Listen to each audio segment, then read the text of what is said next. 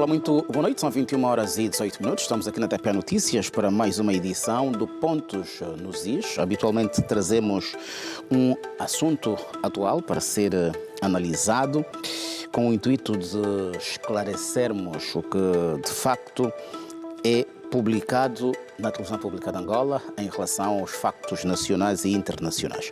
Angola investe nos últimos anos em projetos que vão permitir a transição energética, a construção de parques solares fotovoltaicos em vários pontos do país. É uma das vertentes que concorre para a produção de energia limpa.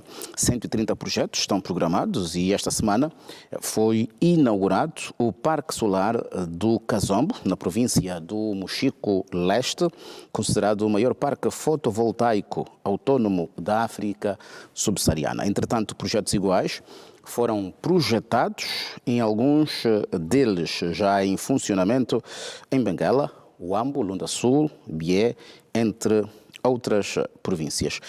Hoje trazemos para análise parques solares fotovoltaicos com baterias em Angola, o assunto sobre o qual nos próximos minutos poderemos olhar com algum detalhe. Daí que os meus convidados, e começo a apresentá-los da minha direita para a esquerda, são o engenheiro Arlindo Cambungo, administrador e executivo da Prodel. Muito boa noite, seja bem-vindo. Boa noite, caro José Camangula, extensivo aos colegas de painel e aos telespectadores da televisão pública de Angola. Também está conosco Zacarias Ferreira, chefe de departamento de planeamento estratégico da Prodel. Muito boa noite, seja bem-vindo. Boa noite, José. Boa noite, colegas de painel. Boa noite, quem nos acompanha. Está conosco o doutor Joaquim Jaime, comentarista residente da TPA. Muito boa noite, seja bem-vindo. Boa noite, Camangula. Boa noite aqui extensiva aos meus companheiros e segunda vez aos telespectadores. O economista Arsénio Bumba também faz parte deste painel. Muito boa noite e seja bem-vindo. Boa noite, José Camangula. Boa noite também, colegas de painel. E boa noite extensivo aos telespectadores da televisão pública de Angola. Muito bem, estão apresentados os convidados. Vamos começar então aqui esta análise para melhor esclarecimento em relação ao que está a ser implementado em Angola.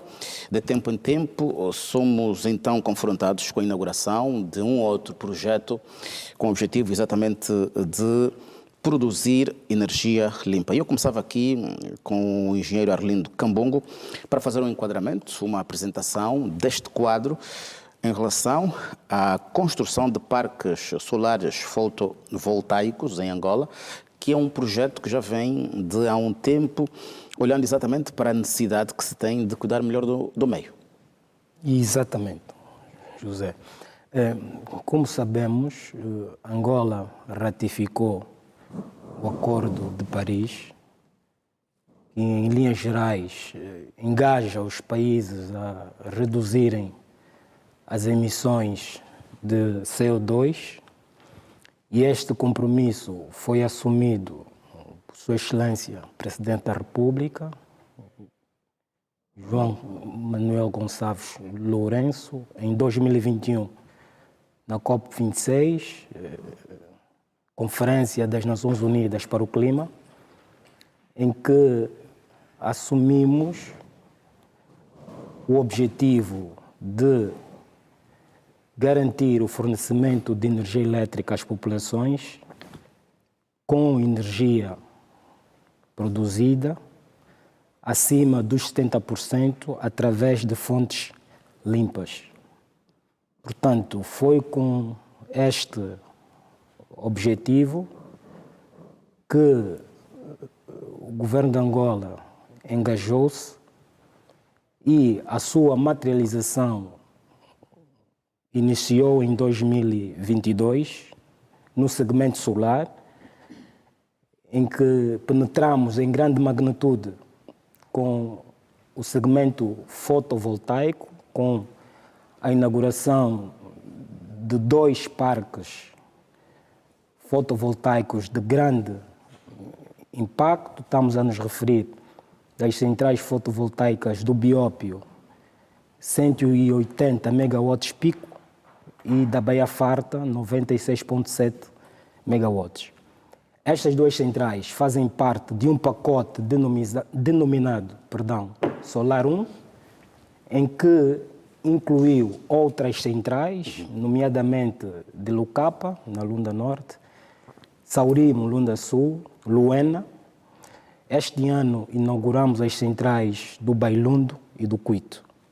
Portanto, o projeto Solar 1 foi concluído, as 7 centrais encontram-se em funcionamento, 4 delas no sistema on-grid, conectadas à rede do Sistema Interligado Nacional, Norte, Centro e Sul.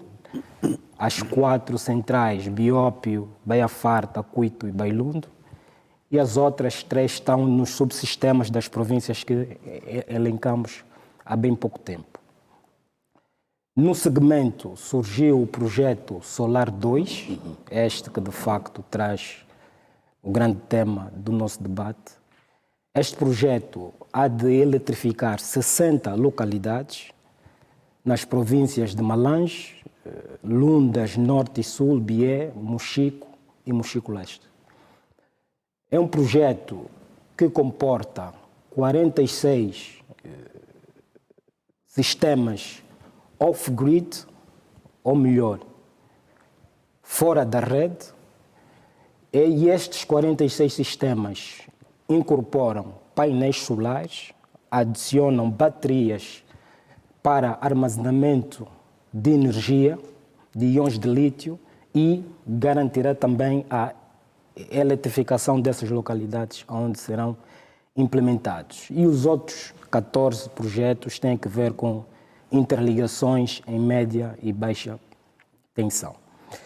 O projeto inaugurado no dia 3 do corrente mês e ano, por Sua Excelência Ministro de Energia e Águas, o engenheiro João Batista Borges, coloca o Kazombo na linha da frente naquilo que tem a ver com a tecnologia híbrida. É um projeto 100% autônomo, em que não há qualquer utilização de combustíveis fósseis, considerando que ele comporta painéis fotovoltaicos e adiciona baterias, de modo que, durante o dia, os painéis produzem energia, parte da energia produzida, e serve para atender à demanda da rede de Kazombo, no caso, e parte dela serve para abastecer as baterias que, durante a noite, após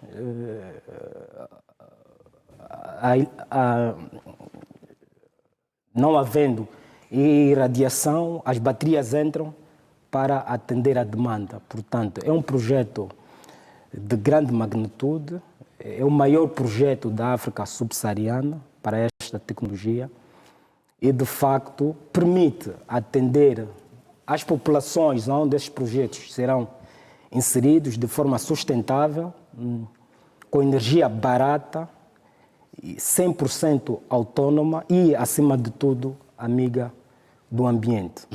Dar só uma nota, como nesta abordagem inicial, de que, para além do parque fotovoltaico, o projeto contempla extensões da rede, média e baixa tensão.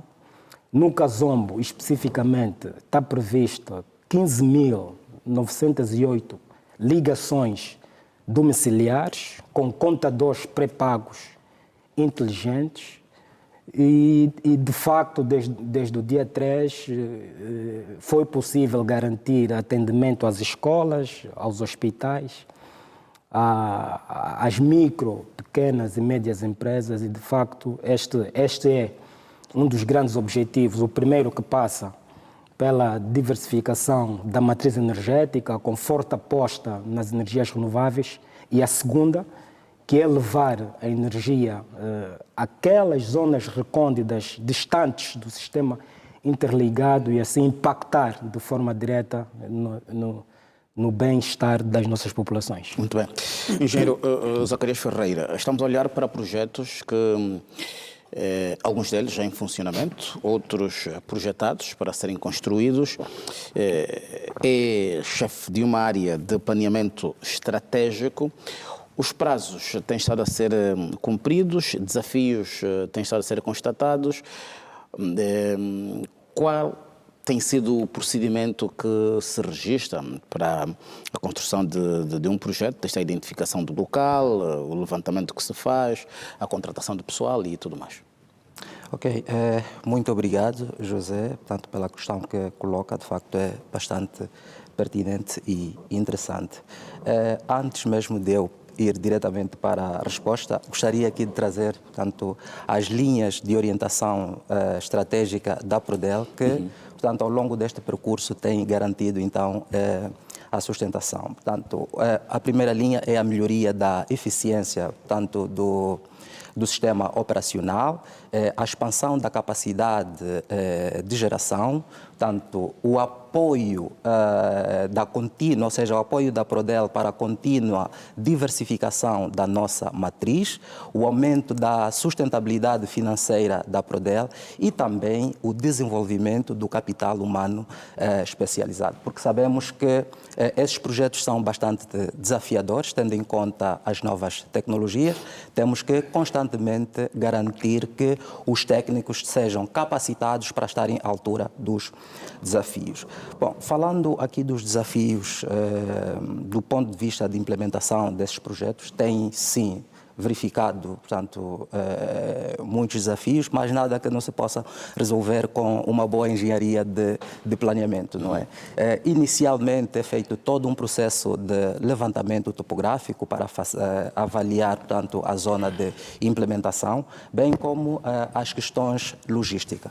O processo de contratação para a implantação dessas centrais, portanto, o empreiteiro tem a sua equipa e que, em conjunto, portanto, com as empresas do setor, a Prodel, como responsável pela gestão dos ativos de produção, tem então feito acontecer e trazer ao de cima os resultados que vamos passar na sequência. Muito bem. E eu, quando questionava os desafios, olhava exatamente para a questão ligada, em alguns casos, do desconhecimento de alguma parte da população versus vandalização de bens públicos, e as infraestruturas elétricas têm sido muito visadas. Exatamente, tem sim.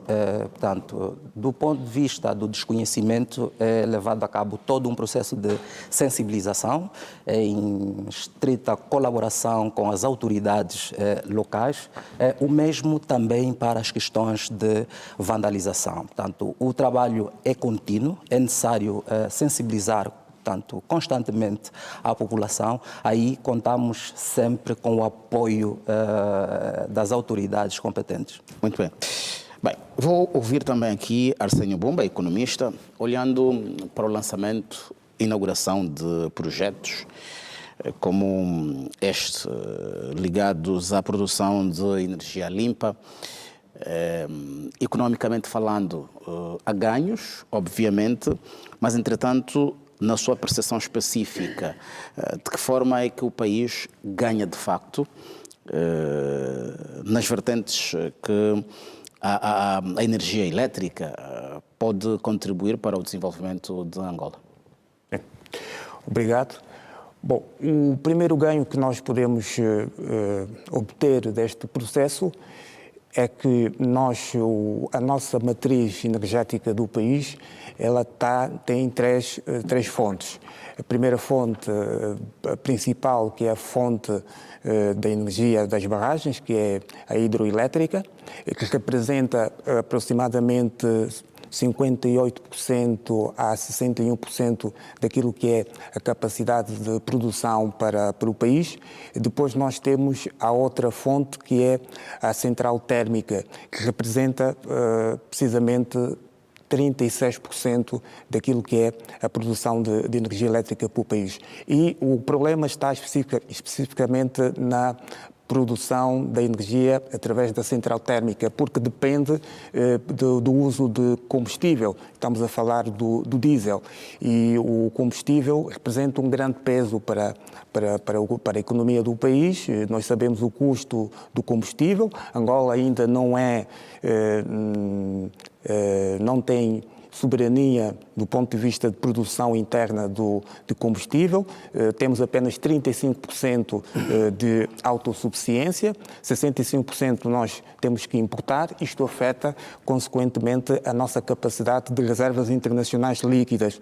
E depois temos ainda a questão, portanto, que tem a ver com a necessidade de eletrificação do próprio país, porque nós temos um país que se olharmos para aquilo que é o nosso potencial em termos de capacidade de produção de energia, nós podemos considerar que estamos acima da nossa capacidade de consumo. Portanto, hoje Angola, em termos assim totais, tem uma capacidade de produção na ordem dos 6,1 gigawatts e a nossa procura, ou seja, o consumo está à volta de 2,1 a 2,3 gigawatts, ou seja, há, digamos, um excesso da nossa produção, mas nós temos uma dificuldade que é uma dificuldade em termos de fornecimento, ou seja, do transporte da nossa produção para as zonas de consumo, para a população. E nós sabemos que a infraestrutura para se fazer o transporte da energia através das barragens, não é? Nós temos as nossas barragens estão essencialmente, portanto, sobre o rio Kwanza, portanto, nas províncias de Malange e também na província do Kwanza Norte, temos as 4 principais barragens, que é de Cambambe, também agora que está neste momento, ainda não está concluído, que é o Caculu-Cabaça, será a nossa maior barragem. Temos também Capanda e temos o Lauca, portanto, na província de Malange. Portanto, fazer o transporte desta energia até todos os pontos do país, isto representa um grande custo em termos de infraestrutura. E no nosso orçamento, o Orçamento Geral do Estado, o país não tem condições, do ponto de vista orçamental, para fazer esse tipo de investimento. Daí que nós verificamos que na cimeira que o país realizou entre Estados Unidos e África, portanto, uma das oportunidades de investimento que foi colocada em cima da mesa e que Angola conseguiu celebrar um grande contrato nesse sentido, ou um grande acordo, foi precisamente, digamos, um acordo para se fazer, digamos, um investimento em termos de infraestrutura, que são chamados os interconectores, que levam a energia das barragens até, portanto, os postos, as zonas de consumo. E houve aqui um grande interesse também por parte da Namíbia, que quer, portanto, aproveitar o excesso de energia que Angola tem e que não usa e que precisa comprar. Portanto, houve uma parceria com investidores que mostraram interesse de fazer este investimento no sentido de que esta produção excessiva do país possa ser rentabilizada através da venda que será feita na Namíbia. Portanto, nós temos o desafio que o país tem, é precisamente a nossa grande deficiência em termos de infraestrutura. E uma das principais infraestruturas é precisamente a infraestrutura elétrica, e especialmente nas zonas rurais. Portanto, nós não temos, com esta dificuldade em levar, portanto, a energia para estas zonas, que acaba por ser muito, muito cara. Para ter uma noção, por cada quilómetro para instalar esta infraestrutura de interconexões, estamos a falar por quilómetro, são $30 mil para se colocar a estrutura. Portanto, se nós olharmos para aquilo que é a extensão do país, os pontos todos que o país tem, os municípios, estamos a falar em 326 municípios, portanto, é um investimento brutal. Portanto, daí estamos diante aqui de uma oportunidade que é também, digamos, um instrumento moderno hoje que o mundo está a adotar para se poder colocar a energia elétrica de forma muito mais acessível, de forma sustentável e de forma segura, sobretudo nas zonas de difícil acesso, que são, digamos, a zona do interior.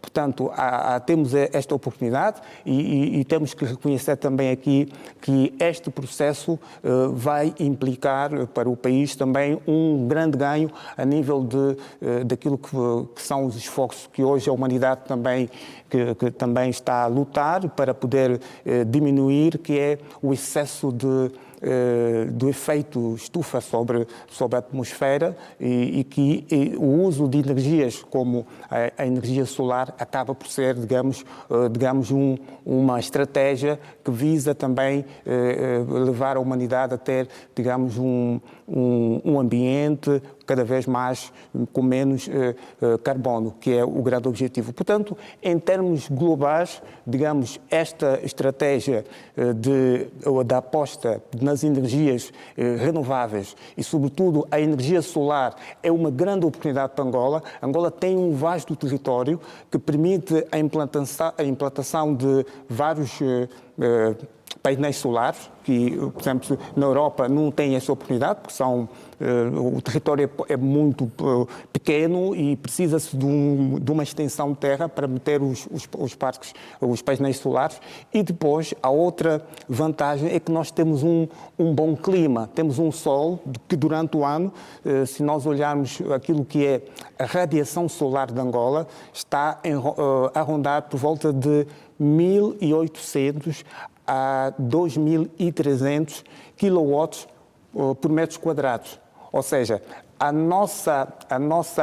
o nosso clima comparado com o clima europeu, os mesmos equipamentos de painéis solares que são aplicados em Angola e se forem aplicados na Europa, nós conseguimos obter energia 2 vezes mais por causa do clima em relação ao continente europeu. Portanto, há aqui uma grande oportunidade e olhando para aquilo que é, digamos, o valor económico deste processo, há uma grande vantagem para o país, porque nós precisamos eletrificar o país, porque nós precisamos diversificar a economia e a diversificação passa também pela industrialização e nas zonas rurais há grandes oportunidades, sobretudo para a agricultura. Nós estamos a olhar a necessidade do país também modernizar a agricultura, mecanizar. Isto pressupõe o uso de energia. Então temos que levar a energia em todos os cantos do país e este processo acaba por responder a este desafio. Muito bem. Joaquim Jaime, estamos a olhar para este investimento que vem se juntar a outros, como é o caso das fontes hidrográficas, as barragens que temos, as construídas já garantem energia excessiva, mas entretanto o nosso pecado está na falta de infraestruturas para o transporte e depois a distribuição. Está em voga a questão da transição energética. Os países, em função dos acordos internacionais que assumem para a proteção do meio ambiente, têm de investir aí. Acha que Angola tem necessidade de investir tanto em parques solares se só de fontes hidrográficas tem excedentes? Olhando assim, parece uma contradição. A forma como coloca a questão, se temos excedente, porque é que nós estamos a investir em fontes alternativas? Parece algo irracional, não é? A verdade é que nós temos uma grande produção de energia, boa parte dela de fontes hidroelétricas, mas como já foi dito aqui, nós temos dificuldades em investimentos em infraestruturas de transporte e distribuição. E que elas são extremamente caras. E o país vive situações muito delicadas do ponto de vista da autonomia orçamental. Existem muitos projetos que estão dependentes de financiamento. O país não está a gerar riqueza suficiente que é para poder implementar todos os projetos que tem desenhados. Daí que tem havido necessidade, então, de socorrer a investidores estrangeiros, dependendo da modalidade, que é para poder, então, participar dos nossos esforços de produção e fornecimento de energia elétrica. Mas nós temos uma característica muito particular. Nós temos um país vasto, mas com muita dispersão populacional. Imagina ter que investir 30 quilómetros de linha que é para ir abastecer 20 casas. É um investimento que, do ponto de vista da racionalidade econômica, não se recomenda. E o país tem sol abundante o ano todo. Mesmo naqueles períodos que temos o céu nublado, há um raiozinho que passa suficiente que é para poder manter os painéis solares alimentados. A racionalidade econômica recomenda que os investimentos devem ser proporcionais, não só à demanda, mas o retorno dele dentro do tempo programado. E os painéis solares, efetivamente, eles correspondem a esta dinâmica. Mas, para além de toda essa necessidade que nós temos, muito própria da nossa conjuntura, nós temos muita produção de energia, mas não temos investimento suficiente que é para redes de transporte e distribuição. Nós vemos que em muitas aldeias a escuridão não é apenas física, ela é simbólica, ela representa uma barreira entre a oportunidade de se desenvolver e uma sentença de estagnação. A falta de eletricidade nas nossas comunidades rurais limita a construção de escolas, de hospitais, limita o comércio, o desenvolvimento, a pequena indústria.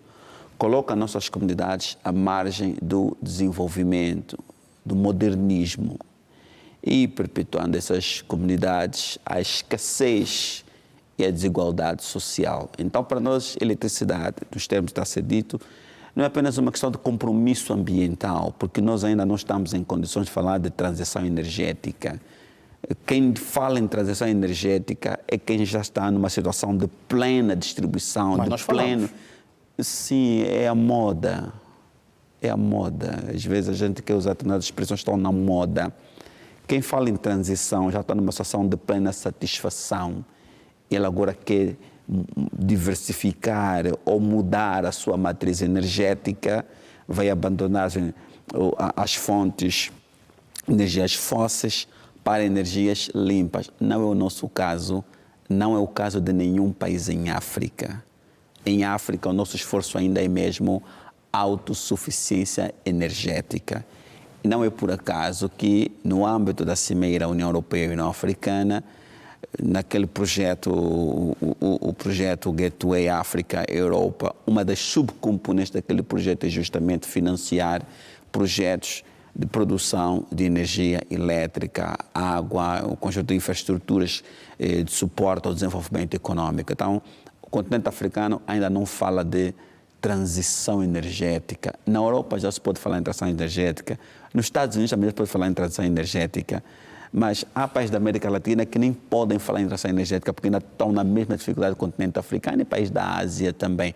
Então nós temos dimensões diferentes do ponto de vista da assunção dos compromissos internacionais. Preferiu, no âmbito dos seus esforços de produção, disponibilização de energia, visando o seu próprio desenvolvimento, partir já de uma perspectiva de responsabilidade ambiental.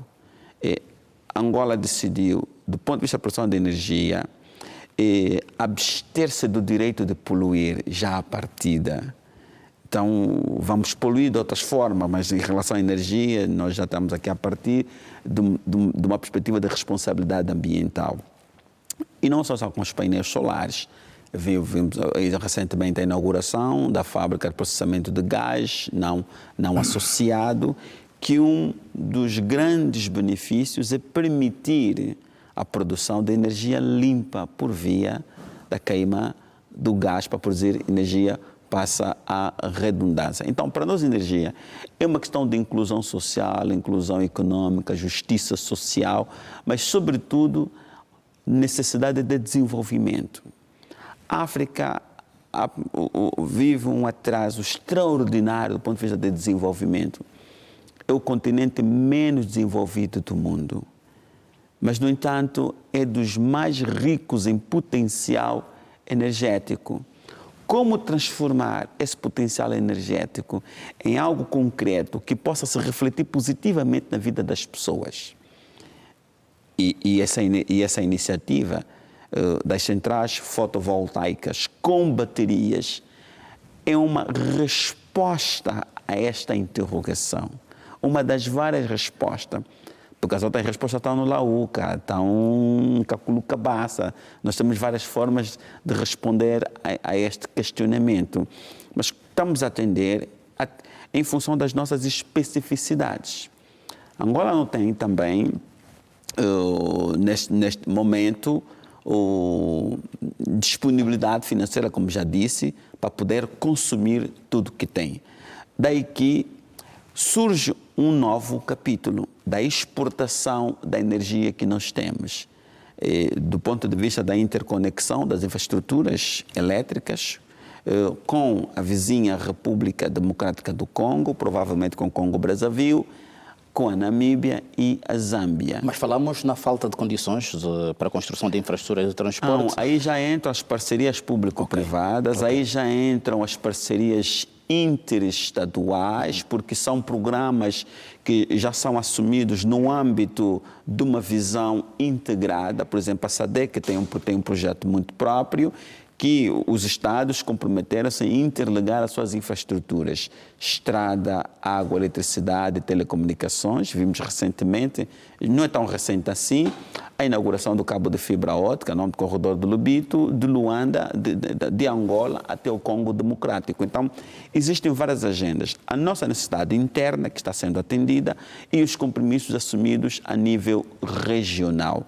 Enquanto não temos financiamentos, não conseguimos parcerias público-privadas para os grandes investimentos, não conseguimos mobilizar os países vizinhos interessados no nosso excedente de consumo, nós não cruzamos os braços porque temos uma necessidade interna para atender. Surgem esses projetos que podem ser dimensionados a cada realidade.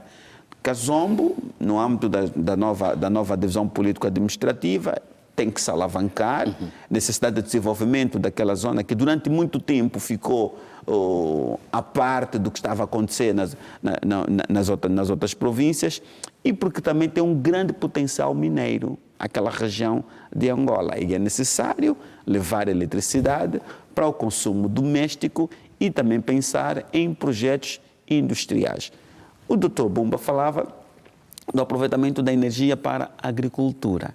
É caro fazer agricultura irrigada com motobomba. Por isso é que a nossa cebola custa mais cara que a cebola sul-africana, que é produzida lá com todos os custos inerentes, transportadas de caminhão até aqui, ainda chega mais barata que a nossa cebola.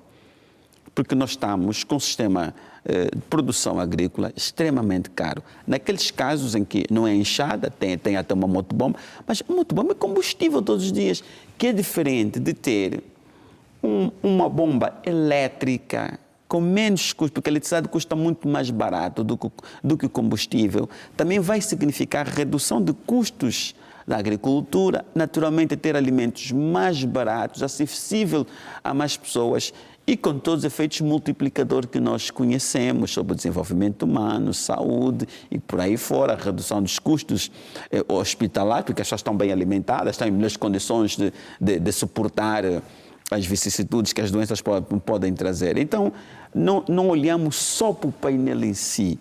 Ele tem um efeito multiplicador sobre a sociedade, sobre a economia, que é muito grande. Portanto, dizer que Angola, nessa perspectiva, está no bom caminho. Não está a atender os compromissos assumidos no âmbito da responsabilidade ambiental, porque nós temos especificidades muito próprias, mas nós temos interesses internos que precisam ser atendidos. E o primeiro interesse é levar desenvolvimento às pessoas, reduzir os níveis de desigualdade entre as pessoas, aumentar a qualidade, melhorar a qualidade de vida das pessoas, porque com eletricidade ele tem uma televisão, vê notícias, ouve as notícias, consegue conservar os alimentos, não tem que adquirir todos os dias, evita prejuízos, leva a desenvolvimento, leva a progresso, leva a pequena indústria. Muito bem, Dr. Joaquim Jaime. Cada um dos meus convidados já teve aqui a palavra no primeiro momento. Entretanto, vamos agora entrar para outra fase desta análise que vimos fazendo em torno das centrais solares com baterias em Angola.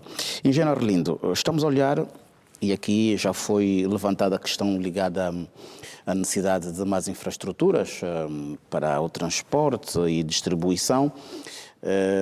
Em termos de produção, que é a responsabilidade por dele, está tudo a ser feito. Estas centrais fotovoltaicas, obviamente, pelo que conseguimos aqui ouvir de cada um de vocês, é uma solução para responder a necessidades locais. Com estes projetos, há mais facilidade de se transportar e distribuir para a população? Exatamente. Deixa-me só dar aqui uma nota muito breve. Nós, em 2015, tínhamos uma matriz predominantemente térmica. Portanto, o país gastava em média grandes quantidades de combustíveis fósseis, acima de 1.364 milhões de litros ano. E hoje houve uma grande redução nestes números, andamos à volta de 400 milhões de litros ano, considerando que hoje nós, grande parte do atendimento, acima de 91%, é feito com energia limpa, através da fonte hídrica e agora a componente solar. Existe algum atendimento residual comparativamente aos 91% aqui apresentados, porque nós temos um sistema interligado, norte, centro e sul, que neste sistema o atendimento é 100% renovável e existe uma produção em Cabinda, em algumas províncias da região leste, em que existem sistemas híbridos. Portanto, a nível de atendimento, o país está bem, considerando os números aqui apresentados.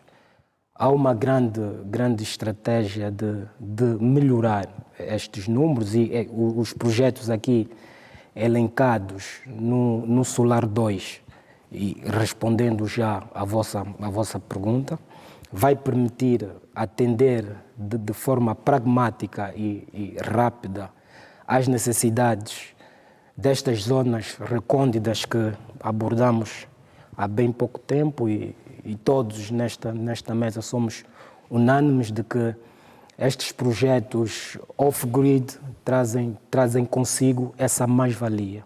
Portanto, de facto, levar linhas em zonas de pouca densidade não é economicamente viável e os projetos solares fotovoltaicos trazem consigo essa componente, considerando aquilo que foi dito já pelos colegas do painel, que a fonte solar é a maior fonte de produção de energia elétrica que o país tem.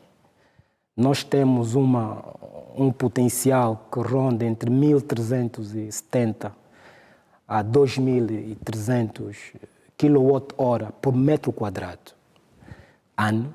O que é que isto quer dizer? Quer dizer que em grande parte do território nacional há irradiação solar de 3,7 a 6 horas dia, o que universalmente é considerado entre bom a excelente. E estes números nos traduzem que o potencial solar que Angola tem anda à volta de 50 a 55 gigawatts de energia. E perante estes números, a aposta que o governo de Angola faz em levar energias às zonas recônditas, abarcando a componente solar, é o que se recomenda e, de facto, é um grande desafio, ambicioso, para além de garantir, e foi dito na última abordagem de Sua Excelência Sr. Ministro, que grande parte desses projetos Solar 2, das 60 localidades, 49 vão abarcar, para além do parque solar, da eletrificação, vão abarcar também a componente de águas, não é? Captação, tratamento e distribuição. Portanto, é um ganho considerável, mas também traz consigo grandes desafios, não é? Existe o desafio de implementar os projetos, estamos a falar de 60 projetos, é uma máquina a funcionar em todos os níveis, mas também depois segue o grande desafio que é operar estas infraestruturas, e aqui surge a componente capital humano. E a Prodel tem sido bastante incisiva nesse aspecto de garantir as formações on-job e de modo que a manutenção e a operacionalidade desses ativos seja feita cumprindo com os padrões internacionalmente definidos e atender à demanda 24 sobre 24 horas. Muito bem. Engenheiro Zacarias Ferreira, estamos a olhar para um projeto que tem várias fases. Já falamos aqui do Solar 1, que está concluído, agora o Solar 2, que está em execução. Gostava que me falasse de metas, programas feitos para que o país vá cumprindo as fases que estão prescritas. Ok, portanto, falando de metas, elas são bastante claras e objetivas. Até 2027, a meta é alcançarmos a cifra de 9.618 megawatts de capacidade instalada. Portanto, deste total, 77% de energias renováveis. A onda hídrica vai garantir, portanto, um peso de 62%. Só que para abrir um parênteses, atualmente a hidroelétrica, portanto, tem um peso na nossa matriz de 60% e até 2027 vai crescer aí mais 2%. Eu faço esse parênteses para dizer que o grande destaque mesmo vai para as solares. Atualmente, as solares contribuem com 5%, portanto, do total, ou seja, do conjunto dos 8 parques que temos. E até 2027 vamos chegar em 15% de contribuição.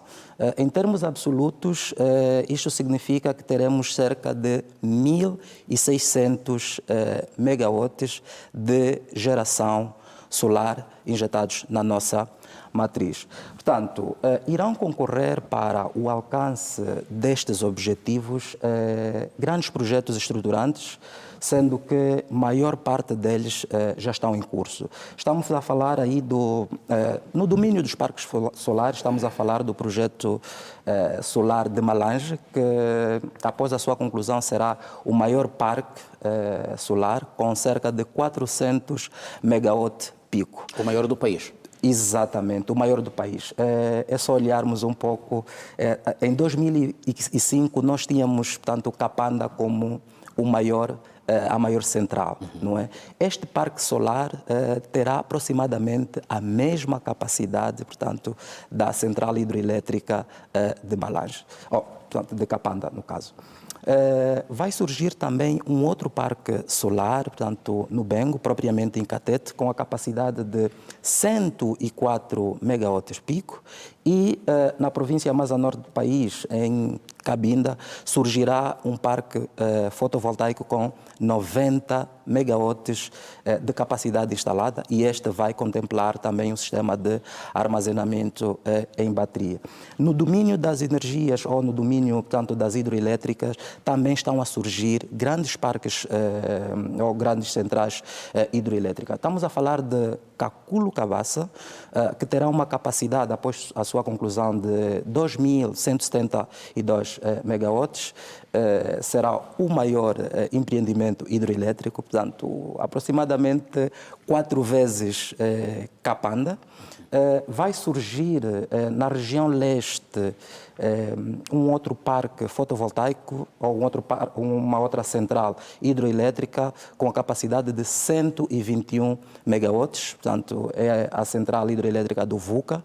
E no Cunene está a surgir a Binacional do Baines. Portanto, é um projeto partilhado entre Angola e a Namíbia, que terá capacidade de 860 megawatts após a sua conclusão. Portanto, estes projetos associados é que nos vão permitir, então, alcançar a capacidade instalada de 9.618 megawatts até 2027. Depois de 2027, o projeto vira-se para outra vertente ou fica concluído na sua totalidade? Bom, nós temos um projeto a nível do plano diretor, portanto, que até 2050, que e estão todos plasmados, portanto, no PDN, que é o Plano de Desenvolvimento Nacional. Obviamente, após esta fase, mais projetos irão surgir. Muito bem. Dr. Joaquim Jaime, ouvindo assim, é muito bonito. Prodel, o engenheiro Arlindo, o engenheiro Zacarias, aqui a falarem de projetos brilhantes. Até 2027 fico com a percepção de que teremos a maior parte do país iluminada. Mas temos um problema que tem a ver com a vandalização dos bens públicos. Ainda falta-nos a cultura da preservação dos bens públicos e regularmente vamos cobrindo atos do género. É alguém que lida com análise de factos do dia a dia, diante desse investimento que o Estado faz. De que forma é que a população, de que forma é que o empresário, de que forma é que o agricultor deve ajudar na preservação daquilo que está a ser investido? Camangola, a vandalização é uma questão de cidadania, uma questão de educação, uma questão de consciência. Durante muito tempo eu penso que nós fomos normalizando muitas anomalias comportamentais. E nós chegamos a um ponto que é necessário parar com os apelos e começar a atuar de facto. Aprovou-se uma lei específica da vandalização dos bens públicos que agravou extraordinariamente as penas. E, em alguns casos, vandalizar os bens públicos pode ser equivalente ao cometimento de um crime de homicídio. Eles foram sujeitos ao zero e vezeiro na prática. E reincidente, pode até haver agravamentos extraordinários e chegar à mesma moldura penal do crime de homicídio qualificado. Mas só agravar as leis e do ponto de vista de operacionalizá-las com o mesmo comportamento, eu penso que não desincentiva. Mas há aqui um processo de educação também e de sensibilização que deve ser permanente, constante. E nós temos que compreender o fenómeno da vandalização, estudá-lo, que é para poder combatê-lo. Se é uma vandalização motivada por fins econômicos e alguém encara no crime como uma forma de se libertar da ociosidade produtiva, ou uma vandalização que representa um sentimento de revolta, porque o indivíduo se sente excluído e a forma de poder descarregar essa frustração, esta segregação que ele vive, então vai depredando os bens públicos, ou é uma vandalização que tem apenas motivações políticas para descredibilizar o esforço do Executivo. Então nós temos que estudar o fenómeno. Se não se estuda o fenómeno, qualquer medida aplicada, ela vai ter um efeito temporário, mas não vai atacar as reais causas. Mas tudo parte pela educação. A educação voltada para a cidadania, para a construção de uma nova mentalidade. Porque é necessário estabelecer uma relação de pertença entre o sujeito e o bem, ainda que seja um bem privado. Ele vai aprender a respeitar. Se é um bem público, ele tem que entender que este bem é nosso e tenho de protegê-lo. Esse bem também é parte de mim e tenho de protegê-lo. Mas esta consciência não é só de quem vandaliza, é de quem está também envolvido na cadeia. Porque se alguém vandaliza, existe quem faz a guarda, existem os receptores, existe muita gente naquela cadeia. E não só os transformadores, os cabos elétricos. Quando o engenheiro Manuel Homem era o governador da província de Luanda, fez um trabalho extraordinário que foi devolver a iluminação pública em toda a Avenida Fidel de Castro. Ela estava novamente completamente iluminada. Infelizmente, algumas pessoas aproveitaram-se da calada da noite e foram roubando os cabos, os condutores, novamente. Eu já vi situações aqui. O técnico da Ende também está aí comprar o cabo lá na rua, no mercado, sem se importar com a origem, por exemplo. Se fores aqui nessa zona do Calemba 2, há lá um quintalão de venda de material elétrico, há lá senhoras famosas, vendas de material elétrico, as senhoras não importam, mas têm contentores de material elétrico a vender. Alguém já se questionou onde é que aquelas senhoras que encontram material elétrico que estão a comercializar? O que é que faz a nossa polícia? embora agora no âmbito da reestruturação, né, da ANIESA, perderam parte da atuação, mas no âmbito da sua atividade de investigação, de combate à criminalidade, também deve haver o interesse em saber onde é que os comerciantes, onde é que os fornecedores encontram o que estão a comercializar. Então, eu penso que é necessário combater nas mais diversas frentes, do indivíduo que vai roubar a cantoneira galvanizada do poste de alta tensão, que vai roubar o cabo para vender a sucata que vai alimentar a siderurgia, que vai roubar o cabo para comercializá-lo inteiro, no caso dos cabos, nos cabos revestidos, e que vão também roubar os metais preciosos das infraestruturas elétricas, e eles também estão a vandalizar os contadores de águas. Nas centralidades, aquelas portinholas, veja, não têm cadeados, os contadores também estão a desaparecer. Então, eu penso que nós devemos prestar atenção a isso. E quando os vandalizadores, os vândalos, são pegos pelas autoridades, têm de ser publicitados. O seu julgamento tem de ser publicitado. A aplicação de uma pena exemplar. Eu tenho um amigo que é subprocurador na província do Kwanza Norte e ele diz: todos os crimes contra a pessoa eu peço pena máxima. Não importa a gravidade, é pena máxima. Porque quando a pena é branda demais, não produz o efeito externo da sanção, que é demover um aspirante a criminoso, demover um aspirante a vândalo, por exemplo. Ele tem de ver, o indivíduo roubou 50 metros de cabo, está há 10 anos na cadeia, não. Isto aqui não é bom. 50 metros, está há 10 anos, isso não é bom. Temos de ser severos na aplicação da lei. Porque se ela não serve para o fim para o qual foi criada, não vamos pagar deputados para escrever coisas que depois ninguém aplica, não é? Então, eu penso que há aqui uma responsabilidade. O cidadão também tem que ser chamado a colaborar, denunciar, mas é necessário garantir proteção ao denunciante. Quantos denunciantes depois arranjaram problemas com o denunciado?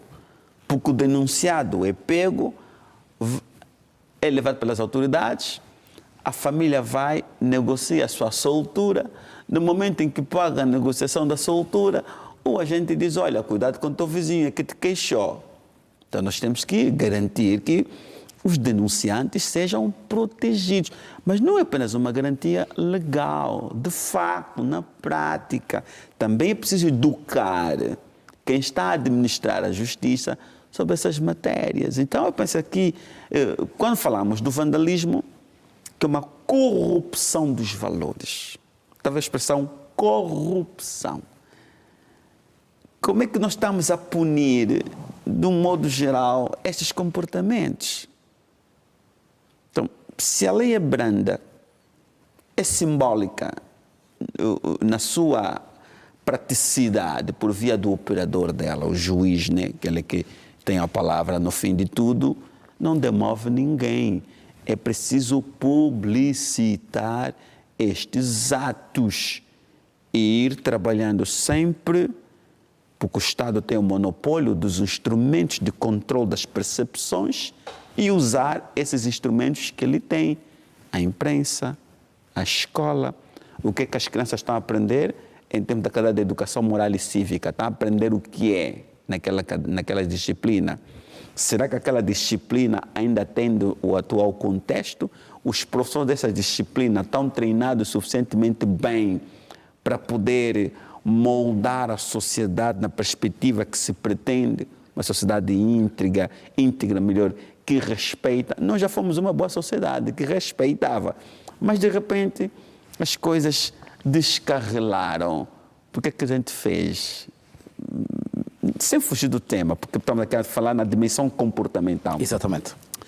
Andamos a enaltecer indivíduos desviantes comportamentalmente. De repente viraram celebridades. Então, eu penso que nós, se queremos produzir um cidadão novo, né? O projeto do homem novo, pensar na educação, mas pensar também na vara. E a vara da correção está na Bíblia há mais de 2000 anos. Não afasta o teu filho da vara da correção. Agindo assim, você livra a sua alma do inferno. Então, não basta apelar, falar, é necessário atuar em força.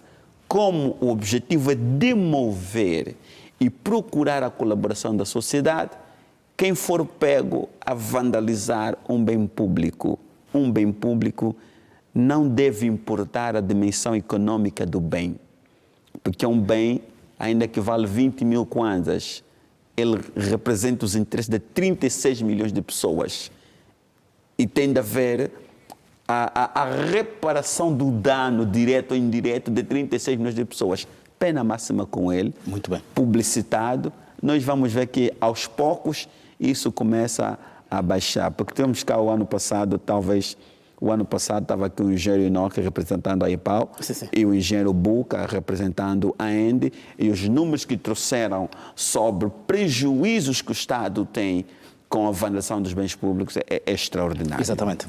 Arsénio Bumba, nessa vertente ainda da vandalização, também é recorrente ouvirmos de entidades ligadas à produção de energia, à distribuição e tudo mais, a preocupação com o cumprimento em termos de comparticipação de quem beneficia da energia ou de um outro produto. A questão a distribuição dos contadores pré-pagos não está em todo o país. Entretanto, há pessoas que ainda estão no sistema pós-pago. Mas, entretanto, escusam-se de pagar pelo consumo de energia. É também uma forma de prejudicar o Estado. Sim, o Estado acaba faz enorme investimento para a produção da energia, faz enorme investimento para fazer o transporte da energia até os consumidores. E nós temos, portanto, o setor da energia está distribuído da seguinte forma. Temos a Prodel, que é a empresa responsável e dona, digamos, das unidades de produção de energia, estamos a falar das barragens, das centrais solares. Depois temos a RNT, que é a empresa que faz o transporte da energia, a infraestrutura. E depois temos a ENDE, que vai fazer a distribuição.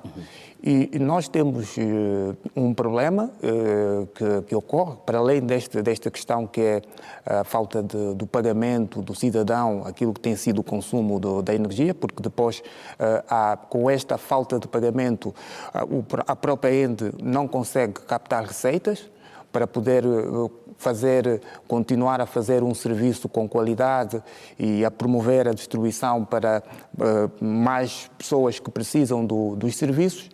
E depois temos um grande grupo também de cidadãos que têm acesso à linha da energia sem, digamos, um contrato prévio com a própria ENDE. Também acontece muito isso. Portanto, este tipo de prática acaba por prejudicar o próprio Estado, porque através destas contribuições é uma forma do próprio Estado obter receitas, porque depois esta receita acaba por incidir também no orçamento para melhorar cada vez mais o investimento e a qualidade do próprio serviço. E quando isto acontece, portanto, é todo o processo, toda a economia que acaba por ser prejudicada com este processo. Daí que eu acho que a própria ENDE deve criar e investir mais em melhores mecanismos de promover a fiscalização do processo das empresas, dos domicílios que têm, digamos, o acesso à rede de distribuição da energia elétrica. E só desta forma é que se vamos poder diminuir o número de cidadãos que têm acesso ao consumo da energia e que não fazem o devido pagamento, prejudicando, digamos, aquilo que é a receita do próprio Estado. Portanto, é também este um grande desafio. Portanto, eu acho que a própria ENDE deverá olhar também no investimento no capital humano, para se promover este serviço de fiscalização e também parte de uma necessidade de uma... Estamos a falar aqui, e falou-se muito bem da questão da falta de cultura, digamos, do próprio cidadão, daquilo que é o valor deste bem que é a energia elétrica. Portanto, também não pagar o próprio serviço é também uma forma que eu posso considerar indireta de vandalismo. Ou seja, mas todos temos noção da importância que a energia tem para as nossas vidas. Sem energia, eu posso dizer que não há vida. Portanto, a economia move-se pela energia elétrica. Portanto, os hospitais não funcionam se não tiver energia elétrica, as empresas não produzem se não tiver energia elétrica, portanto, não há... As escolas não funcionam se não tiver energia elétrica, portanto, a energia hoje, e daí a razão que o mundo é uma das principais, portanto, necessidades que o mundo tem para poder continuar este nível de desenvolvimento que o mundo tem. Portanto, e nós temos que valorizar o facto do nosso país ter este grande potencial acessível para se produzir energia elétrica e devemos aqui apelar também para que, portanto, ouvi aqui com muita atenção aquilo que foi apontado das metas para, digamos, o crescimento da produção da nossa energia até 2027, portanto, que poderá chegar até 9,9 gigawatts. Isto também está muito em linha, olhando para aquilo que é o Plano Nacional de Desenvolvimento do país, o Plano Nacional de Industrialização do país, até 2027 também o país tem em vista a necessidade de se industrializar o país e a necessidade de se industrializar o país vai ter como consequência a necessidade do maior consumo de energia. Estamos a falar em torno de cerca de 8 gigawatts de energia. Portanto, se nós olharmos para aquilo que é o investimento que está a ser feito, e fala-se muito que estamos a investir muito na energia elétrica e, de facto, e esta energia não chega e muitos pontos do país não têm, o cidadão não tem acesso à energia. Mas este processo do investimento na energia é olhando também para o futuro, olhando naquilo que é a projeção no país para a necessidade de, não só de industrialização, como também para o fomento da própria agricultura. Muito bem, muito bem. Arsénio Bomba, economista, e aqui esta apreciação em relação às consequências do não pagamento do consumo de energia por parte do cidadão.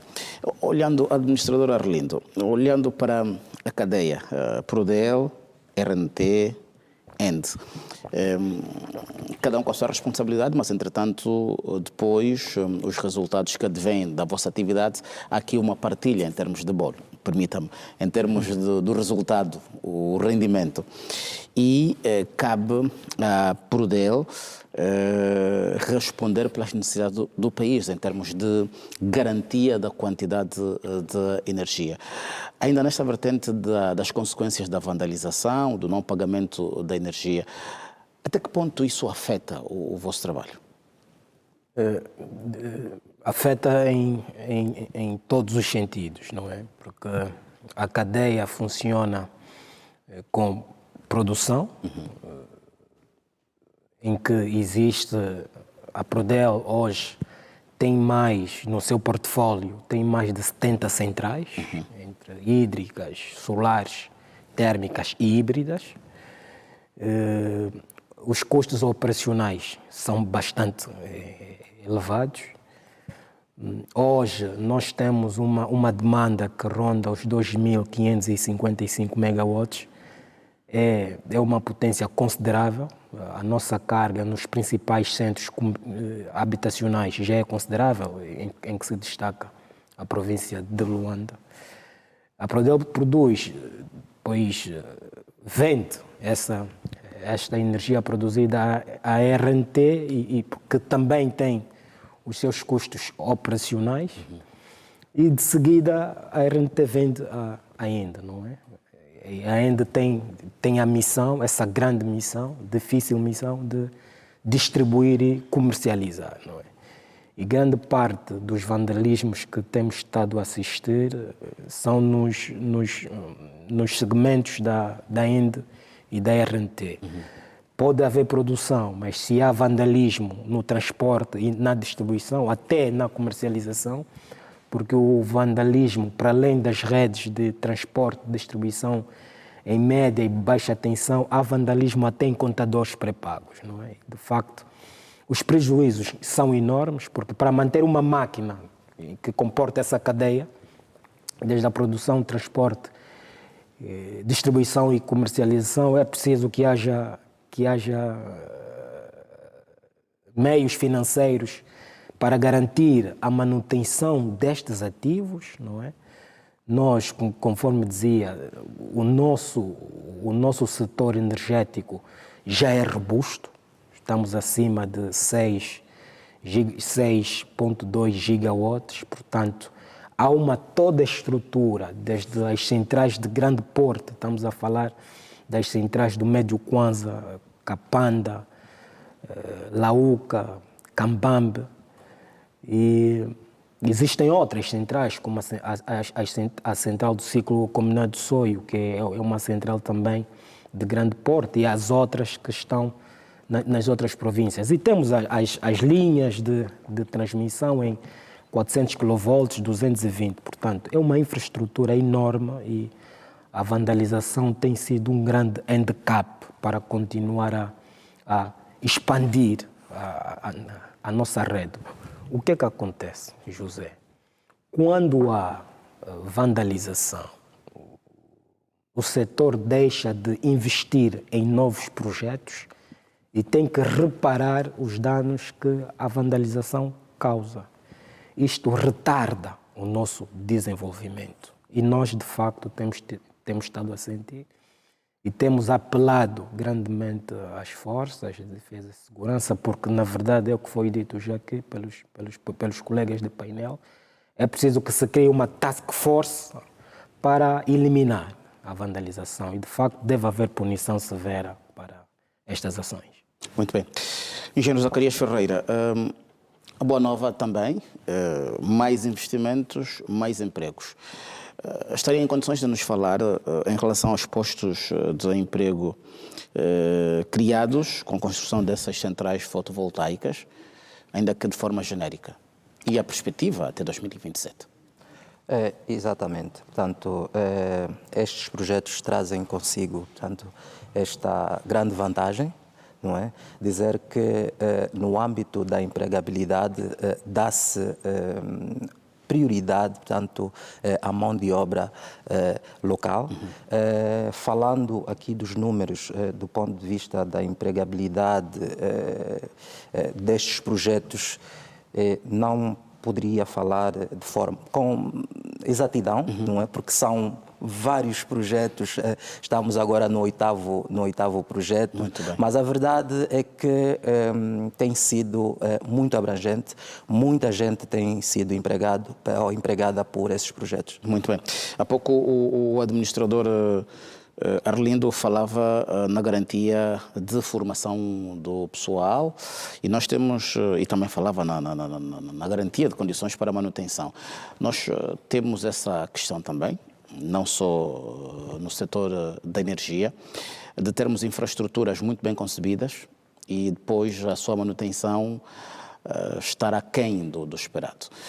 Em relação aos parques solares, tudo garantido para que cumpram o seu objetivo, não parem, não tenhamos aqueles casos de ter de ficar um parque fotovoltaico sem funcionar porque tem de se importar um acessório. Exatamente. Pronto. No início da minha abordagem... Ou importar acessório ou importar um especialista, não é? Que venha fazer a manutenção. Exatamente. No início da minha abordagem, eu apresentei aqui as 5 linhas estratégicas ou de orientação estratégica da Prodel, em que A quinta linha prende-se, portanto, com o desenvolvimento do capital humano especializado. Portanto, essa estratégia é tendo em vista, portanto, a recepção desses projetos com tecnologia complexa e, como nós sabemos, a ciência é dinâmica, a tecnologia é dinâmica, então temos que estar a fazer continuamente investimentos, portanto, neste sentido. Está cautelado no âmbito do nosso plano estratégico.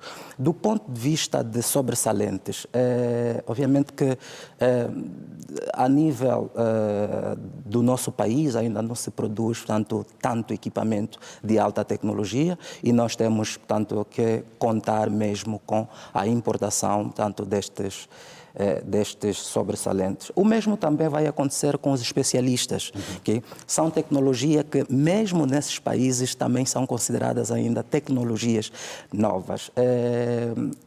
Portanto, a estratégia é que esses especialistas, quando vêm, trabalham, portanto, em colaboração com os técnicos locais, no sentido de se passar, então, o know-how e, após a sua retirada, os técnicos locais estarem em condições, portanto, de darem resposta às situações futuras. Muito bem. Vamos agora aqui passar para a qualidade do serviço que vocês garantem, e eu passava aqui para a minha esquerda os senhores consumidores, já que vocês representam a empresa que produz. Dr. Joaquim Jaime, sente-se satisfeito com a qualidade do serviço que toda esta cadeia de produção, distribuição, transporte, distribuição de energia garante?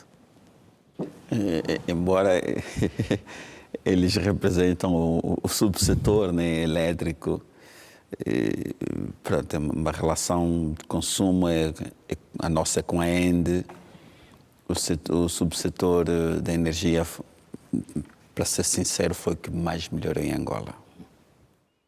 Nós temos lembranças daquele tempo que estás a ver televisão, não sabias se estás a ver um boneco, uma pessoa na televisão, porque as imagens oscilavam, a energia era um fio. Todo mundo tinha um fio terra em casa, havia muitas engenharias que é para ter energia boa. Mas desde a altura que o Giro Borges assumiu o Pelouro, que o subsetor mudou extraordinariamente, evoluiu muito. Hoje a energia não é um problema. Há momentos que nós nos esquecemos que há cortes de energia. Nos esquecemos que a gente dizia, não, a energia foi. Hoje nos esquecemos que esse fenómeno efetivamente ocorria. E andamos um pouco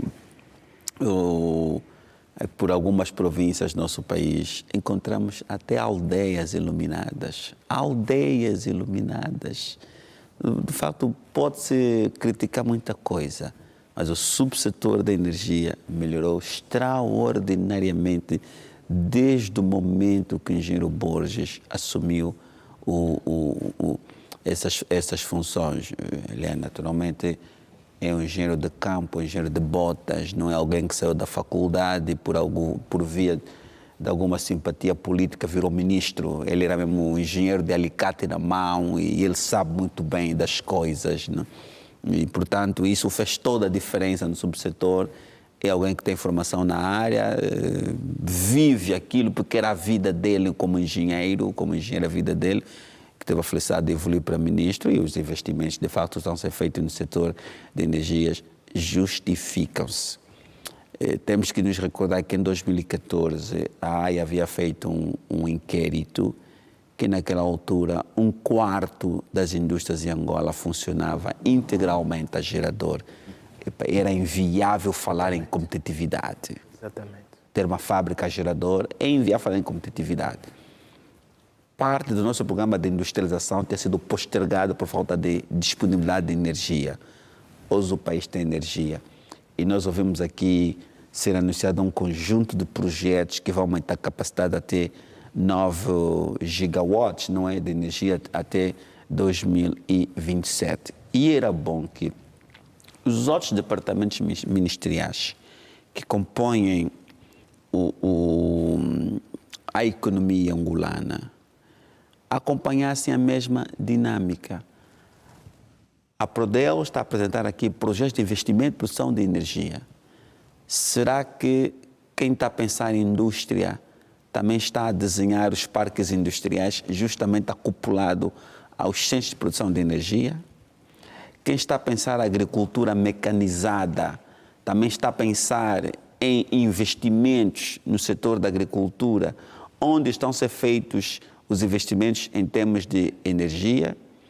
Quem está a pensar, já aqui de modo mais alargado, no agronegócio, nas grandes cadeias de refrigeração para a indústria da carne, nos pontos onde há efetivamente projetos de produção de energia? Porque a locomotiva do desenvolvimento chama-se energia elétrica. E nós estamos aqui a ver aqui ser anunciados grandes projetos. Temos um projeto, temos um PND até 27, mas o nosso plano de industrialização vence a 31 deste mês. E era bom que houvesse aqui uma integração das políticas, de modo que um investimento pudesse ser rentabilizado muito rápido, como o caso da energia, haver consumo na hora. Haver consumo.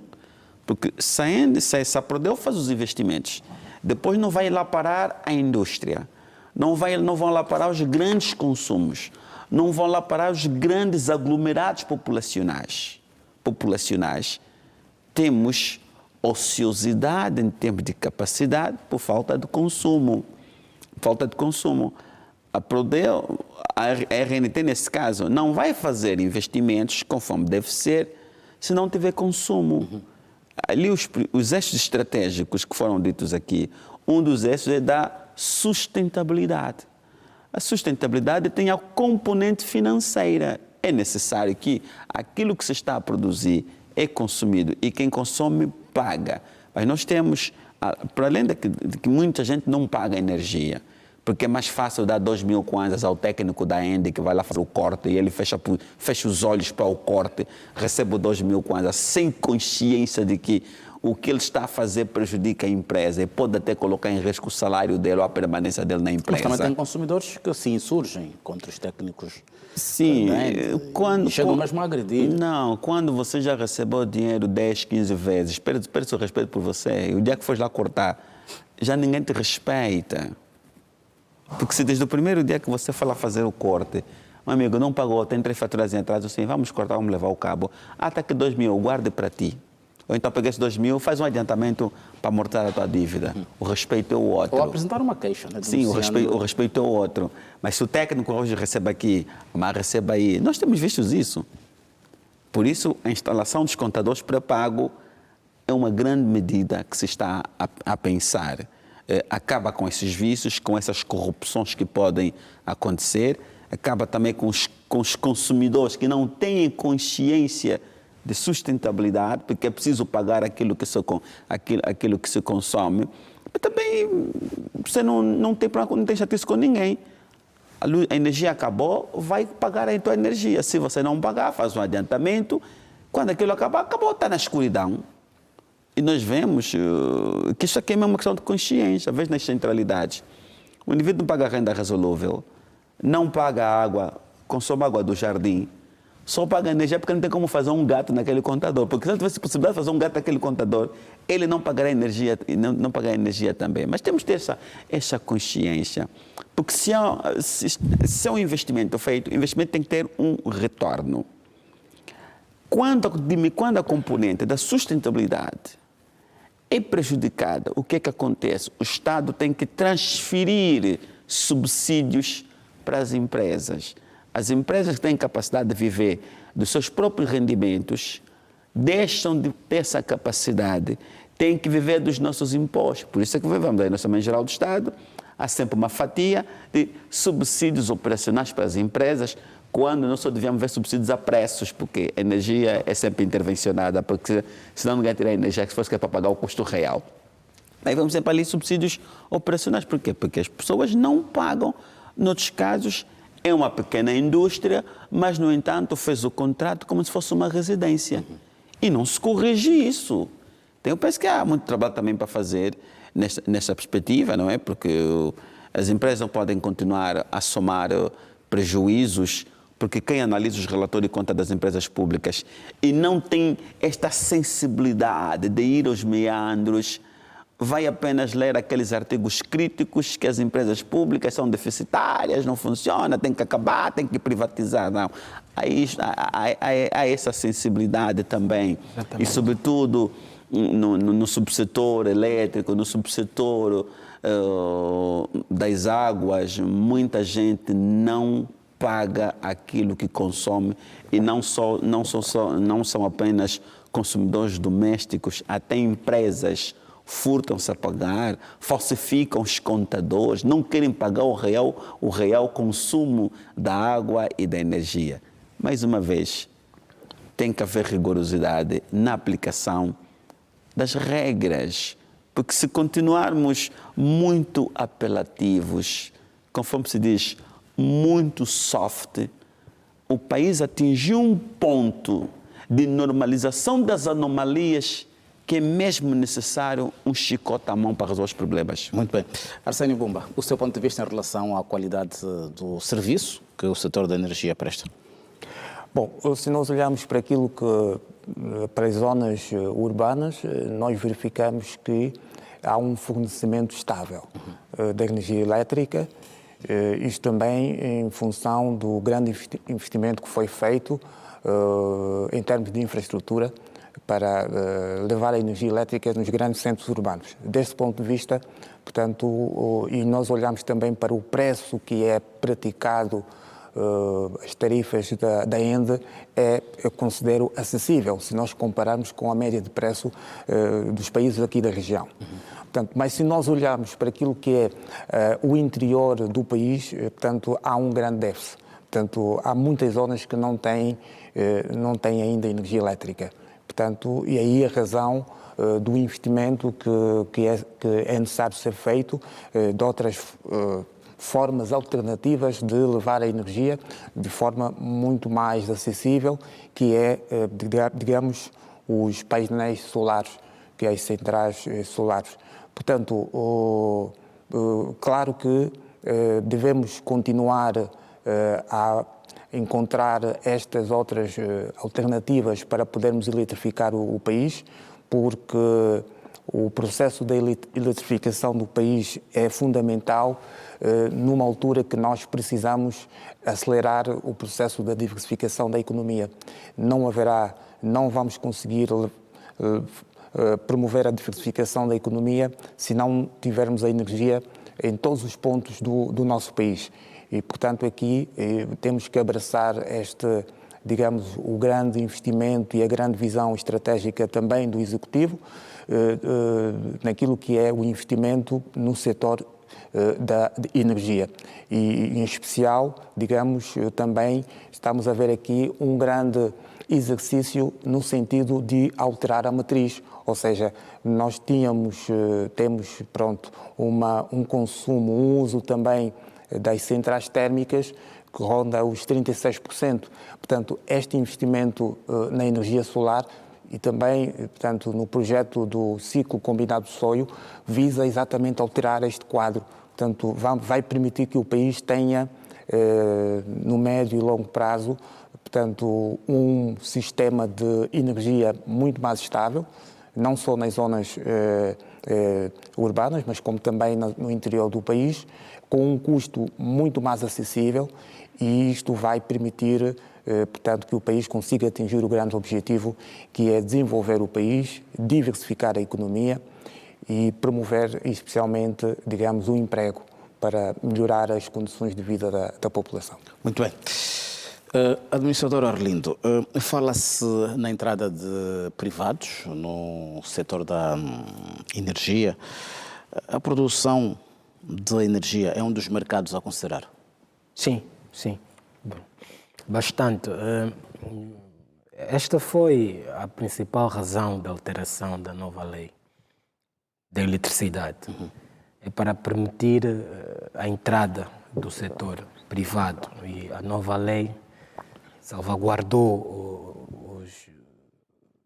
os detalhes que incentivam, de facto, a entrada do setor privado e essa expansão de se levar o atendimento às zonas mais recônditas do país, considerando que Angola é um país enorme. Portanto, abre-se aqui uma janela de oportunidades para que os privados possam ter os seus microsistemas em várias partes do país. Considerando que está definido que até 2027 metade da população angolana deverá ter acesso à energia elétrica, estamos a falar à volta de 18 milhões de pessoas, considerando que o novo censo definiu que somos 36 milhões. Portanto, aqui não só na produção, em que o setor privado poderá entrar, mas também nos outros dois segmentos, para tornar o nosso mercado competitivo, não é? Aquilo que se vê em outras paragens. E já há indício para a candidatura? Já há interesse? Bastantes, porque nós temos potencial. Há um superávit, não obstante, internamente, termos o desafio de expandir a nossa rede. Essa questão está salvaguardada. É um objetivo premente, tem sido reiteradas vezes focado e é um objetivo pessoal de Sua Excelência Sr. Ministro de Energia e Águas. Mas também abre-se aqui a oportunidade para entregar a potência de reserva que temos a países vizinhos. Portanto, grande parte da nossa produção está concentrada no Médio Kwanza, portanto, há uma toda necessidade de construção de linhas de muito alta tensão para levar energia para os Congos, levar energia para a Zâmbia, a Namíbia, e aí podermos chegar até a África do Sul, que é um mercado que, de facto, tem algumas necessidades, considerando o seu desenvolvimento. Portanto, terminada a regulamentação da nova lei e a sua implementação efetiva, há toda uma oportunidade nos três segmentos do setor para que os privados possam entrar e abraçar esse grande desafio, José, que é levar energia em todos os cantos do país. Sem excesso de burocracia. Evidentemente, o mercado deverá ser pragmático, sustentável, as leis deverão salvaguardar os interesses não só das empresas do setor, mas de quem investe, não é? Quem investe tem um tempo de retorno e é preciso que essas questões sejam salvaguardadas. E a Prodel está preparada para lidar com a competitividade? Sim, a Prodel... Porque sente-se dona até aqui, né? Não tem como se abre. O questionamento, se calhar, é oportuno. Está preparada? Sim, bastante, José. A Prodel abarcou aquilo que eram os ativos da EZNE, não é? E da SONEF. Portanto, é uma empresa que já detém alguma experiência e o nosso principal ativo, José, é o capital humano. Mais do que as infraestruturas, manter a estrutura que hoje a Prodel tem só com quadros da mais alta performance. Isso tem sido possível. Hoje por hoje, a operação feita em todos os nossos centros eletroprodutores são feitas com quadros nacionais. Engenheiros das mais diversas áreas, considerando que a Prodel é uma empresa extremamente tecnológica, não é? Nós temos equipamentos da mais alta tecnologia, desde turbinas, das centrais hídricas, turbinas térmicas, agora os painéis monocristalinos, os bancos de baterias que demandam aqui também alguma inteligência de gestão. Então, a Prodel tem sido bastante pragmática em garantir o conhecimento atualizado dos seus quadros, principalmente naquelas áreas que nós consideramos que são estratégicas, que são as áreas de controlo, comando, planeamento, hoje em dia o planeamento é de extrema importância, como o José abordou aqui, o colega, de que é necessário garantir um planeamento devidamente efetivo para que as manutenções planeadas, as manutenções capitais não impactam no atendimento da demanda. E a Prodel tem, de facto, essa responsabilidade e tem sido acautelado. Muito bem. Engenheiro Zacarias é responsável pelo Departamento de Planeamento Estratégico e isso pressupõe, além de idealizar, também supervisionar ou fiscalizar. E há pouco falava mesmo de uma meta até 2027. Está tudo acautelado para que chegarmos a 2027 façamos um balanço positivo de tudo o que está planificado.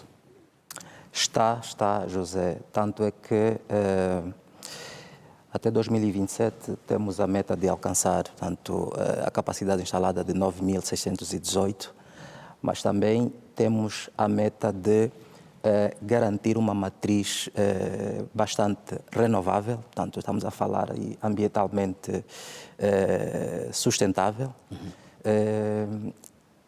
Atualmente temos já alcançado 91%. As metas à luz do Plano de Desenvolvimento Nacional é de 88%, não é? Até 2027, e a esta altura nós já alcançamos 91%.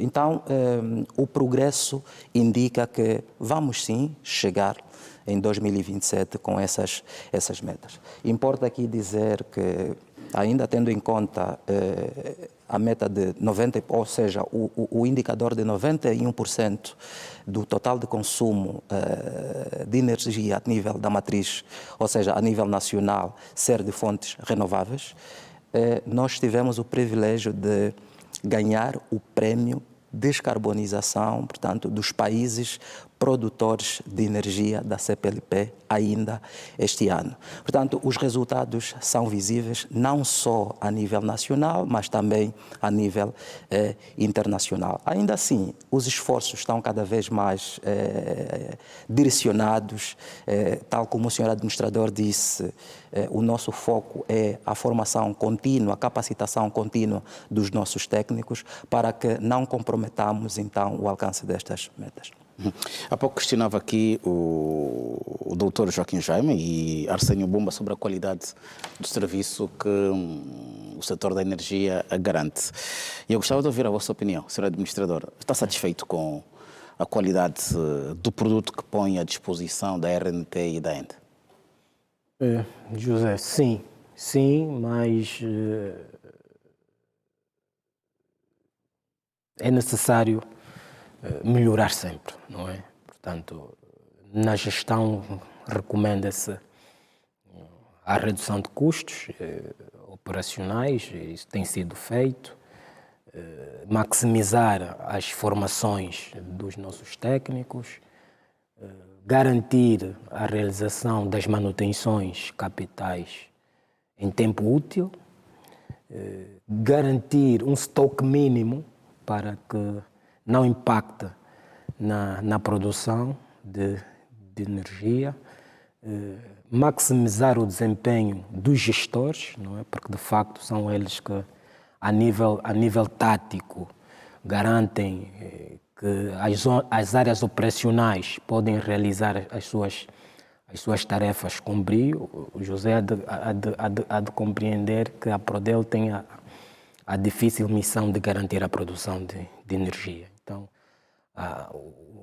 a margem de erro da Prodel é ínfima, porque poderá impactar na cadeia. Então, esse tem sido o cuidado e é necessário arregaçar as mangas, considerando que o quadro de pessoal da Prodel é bastante jovem e há uma toda necessidade de garantir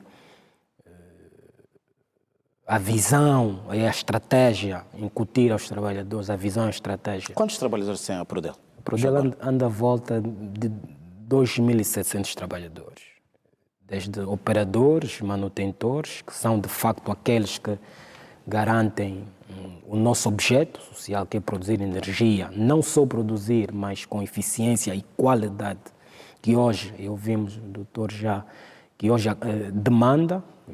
Não basta só produzir, é preciso produzir com qualidade e entregar ao cliente nos termos definidos contratualmente.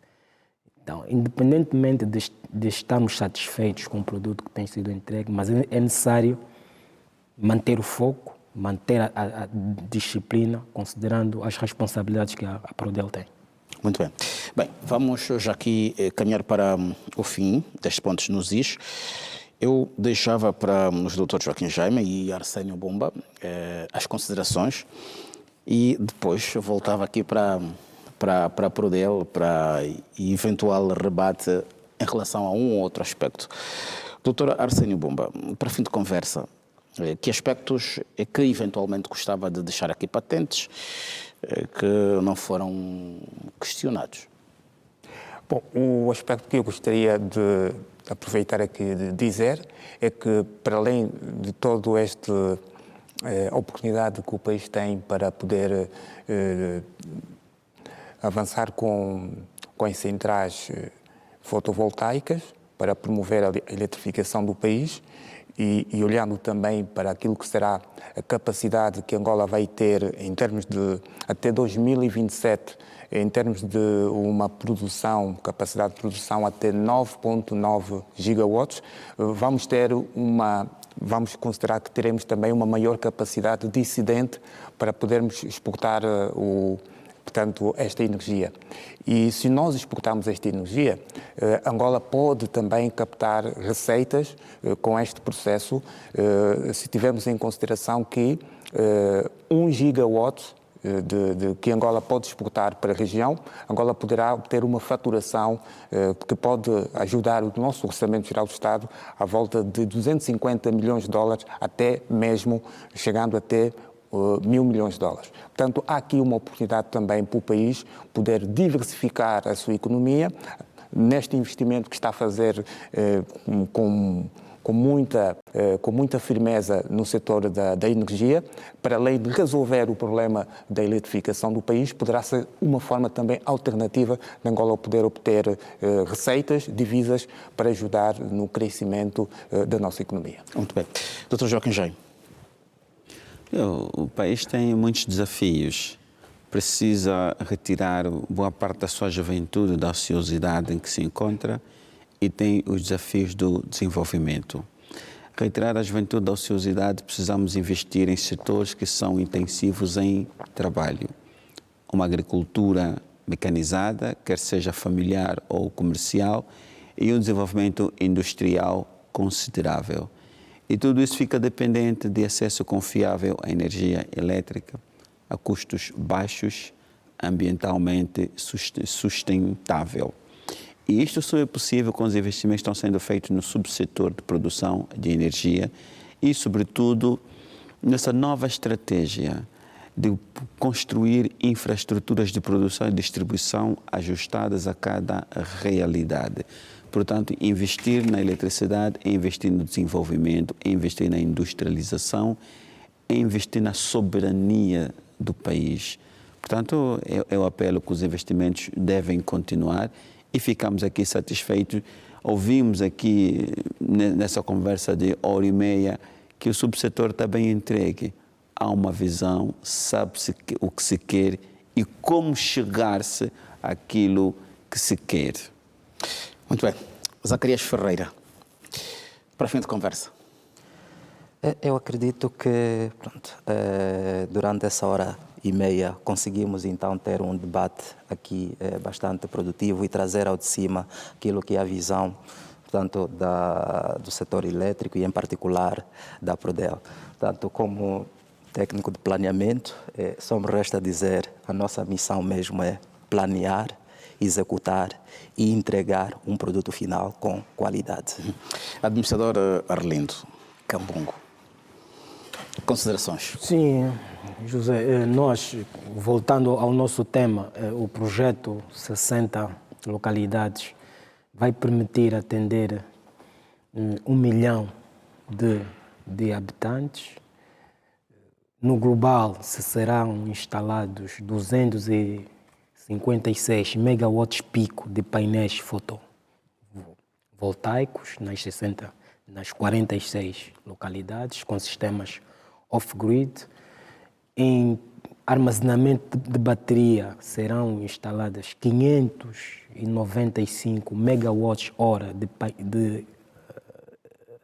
armazenamento em baterias e serão feitas 203 mil ligações domiciliares. Isso, de facto, é impactante e aqui não só o sentimento de dever cumprido, mas também de forma patriótica, poder levar esta energia às zonas mais recônditas e sentir a satisfação da nossa população. Obrigado. Muito bem. Aqui, engenheiro Arlindo Cambungo, administrador e executivo da Prodel, Zacarias Ferreira, chefe do Departamento de Planeamento Estratégico da Prodel, Joaquim Jaime, comentador da TPA e Arsénio Bumba. Os meus agradecimentos em nome da TPA pela vossa disponibilidade e também participação em mais uma edição do Pontos nos Is. Desejo continuação de bom sábado, bom fim de semana e até a próxima. Até a próxima. Também agradecer aqui a assiduidade dos telespectadores em acompanhar esta edição semanalmente, olhando para aspectos da atualidade, e para esta edição olhamos para as centrais solares com baterias em Angola, uma introspeção ao investimento que está a ser feito com vista a encontrar-se a alternativa quanto à produção de energia para satisfação das necessidades do país.